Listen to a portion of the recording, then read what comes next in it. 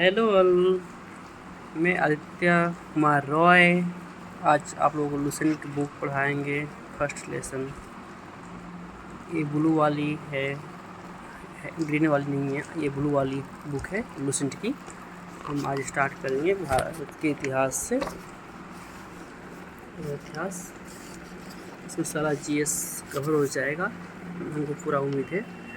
और ज़्यादा से ज़्यादा आज कवर करने के प्रयास करेंगे अपनी तरफ से, तो और आगे पता नहीं। चलिए स्टार्ट करते हैं। भारत का इतिहास। उत्तर में हिमालय से लेकर दक्षिण में समुद्री तक फैला यह उपमहाद्वीप भारतवर्ष के नाम से ज्ञात है, जिसे महाकाव्य तथा पुराणों में भारतवर्ष अर्थात भारतों का देश तथा यहाँ के निवासियों को भारतीय अर्थात भारत की संतान कहा गया है। यह भारत एक प्राचीन कबीले का नाम था।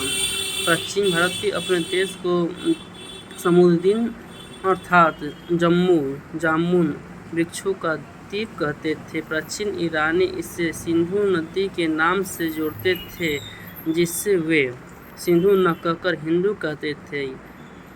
यही नाम फिर पूरे पश्चिम में फैल गया और पूरे देश को इसी एक नदी के नाम से जाने जाना लगा। यूनानी इसे इंद और अरब इसे हिंद कहते थे। महाकाल मध्यकाल में इस देश को हिंदुस्तान कहा जाने लगा। यह शब्द भी फारसी शब्द हिंदू से बना है। यूनानी भाषा के इंद के आधार पर अंग्रेज इसे इंडिया कहने लगे। विद्य की वर्तमान श्रृंखला देश को उत्तर और दक्षिण दो भागों में बांटी है। उत्तर में इंडो यूरोपीय परिवार की भाषाएं बोलने वालों की और दक्षिण में द्रविड़ परिवार की भाषाएं बोलने वालों का बहुमत है। नोट: भारत की जनसंख्या का निर्माण जिन प्रमुख नस्लों के लोगों के मिश्रण से हुआ और वे और नहीं लिखा है और हम अपने से लगाए, वे इस प्रकार हैं। प्रोटो ऑस्ट्रेलियाइड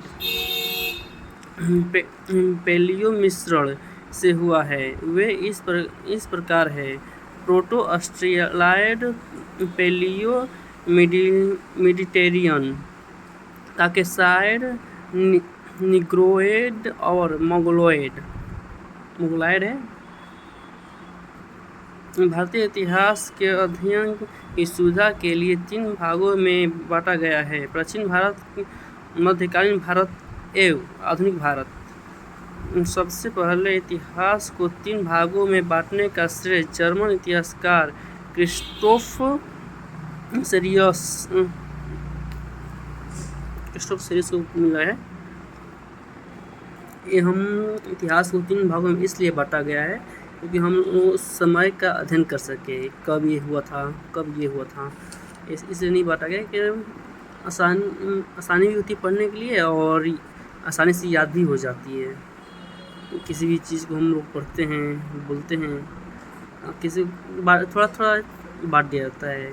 जैसे इतना बड़ा हो गया ना, इसको 3 भागों में बांट दिया गया, इतना। तो हम लोग पहले ये पढ़ेंगे, उसके बाद ये याद हो जाता है कि इसमें है।